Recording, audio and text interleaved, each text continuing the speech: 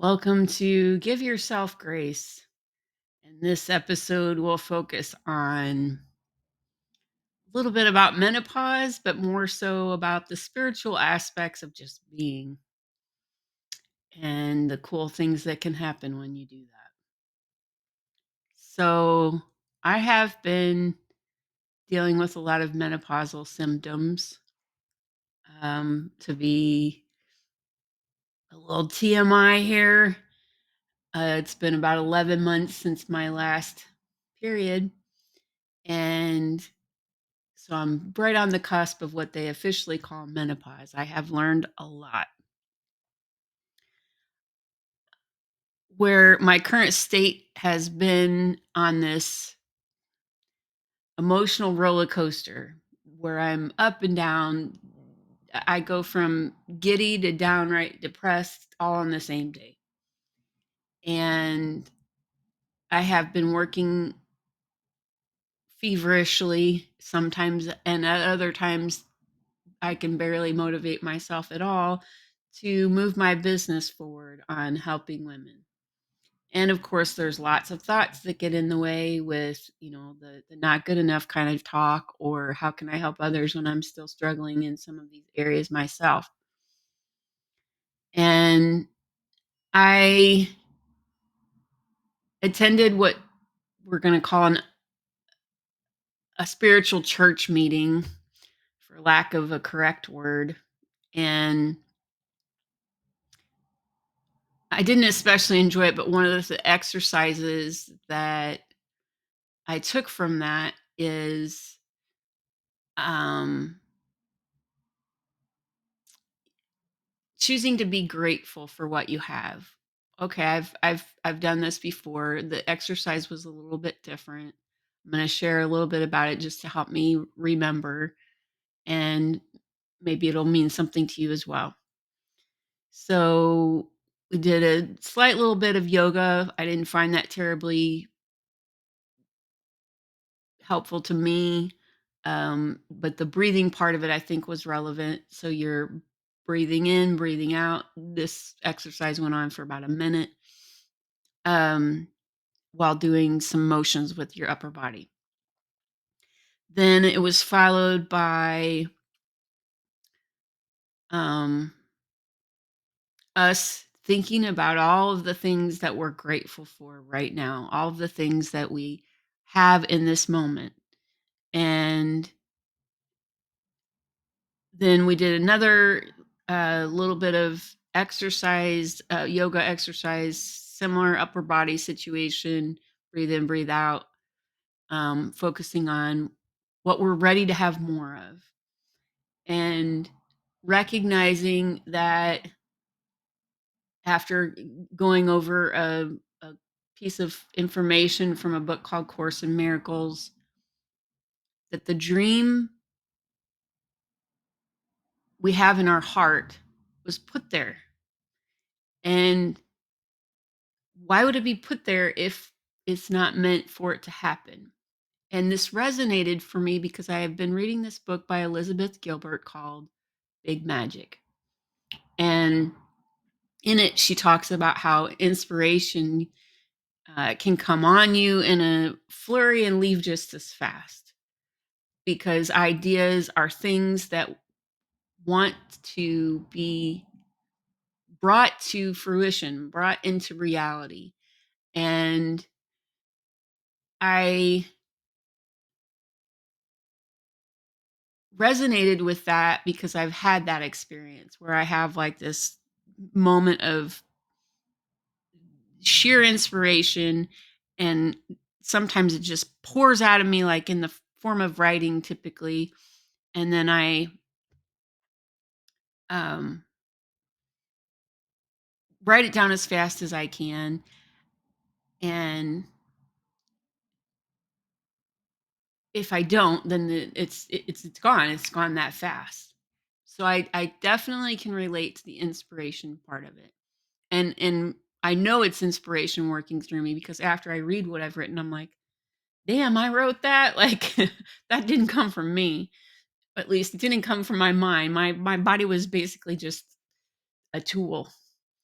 And so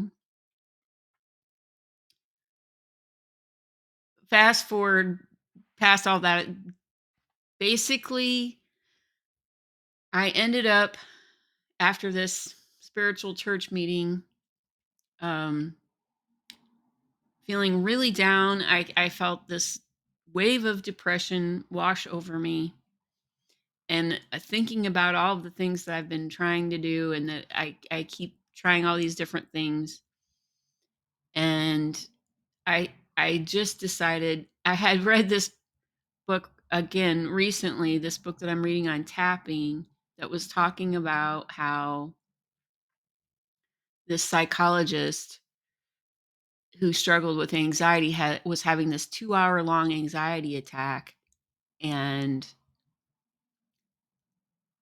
he one day decided, after trying so many different things to alleviate this anxiety attack, he spoke to the anxiety and said, "You know what? Come and get me." And I had a moment like this with the sadness that washed over me, and I was like, "You know what? I don't care anymore. I'm just done." And I don't mean like I'm gonna go kill myself, but like I'm done trying to fight this. I'm done trying to feel bad about it. I'm done trying to figure out how to fix it. I'm just done. So I sat there and let the tears come. And as the tears came, I started to um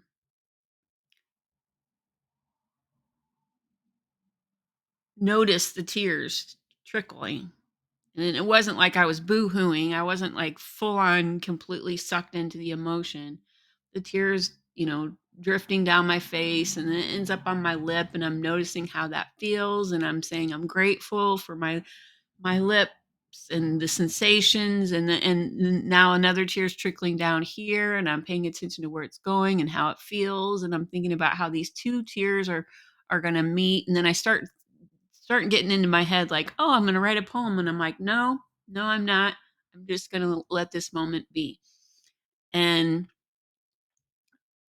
I stayed with that for a little bit until, it was just okay. Um, I'm done with this. Um, what am I gonna do? Well, I could keep sitting here feeling sorry for myself, but I really ought to go get some groceries because I'm gonna be sorry that I didn't. And before I could get up to start making plans to do that, and this all just happened a little while ago, um, I ended up recognizing, or no, I'm sorry, I ended up getting a phone call that I ignored. It was actually towards the tail end of this crying scenario. And I thought, oh, they left me a voicemail. Well, it's probably spam. I get a lot of those kind of calls, but I'll go ahead and listen to the voicemail. And I listened to it, and it's a counselor that I dealt with years ago, when I was really still thick in my grief of dealing with the loss of my daughter. And she's asking me if I have any resources to help out a man that she's dealing with that just lost his son a year ago. And I'm all of a sudden recognizing that on a moment's notice, life can shift. Because although it hasn't been my intention to work with men, this is what the universe has sent me. So we will see where it goes. And what I'm grateful to share is, rather than fighting what was with this depression, rather than this sadness being something I'm fighting against, I just let it happen. And rather than wishing it would go away, I was grateful in it. And rather than continuing to fight with all of these different things that I keep thinking I have to do to get my business going, or believing that I have to be perfect before I can help others, which doesn't even make any sense as I say it out loud. this man who wrote this book about tapping is telling the world that he's a psychologist that has helped heal lots of people, and yet he has struggled with anxiety through a lot of that. Not during the sessions, but like that was a part of his life while he was doing those things. Okay.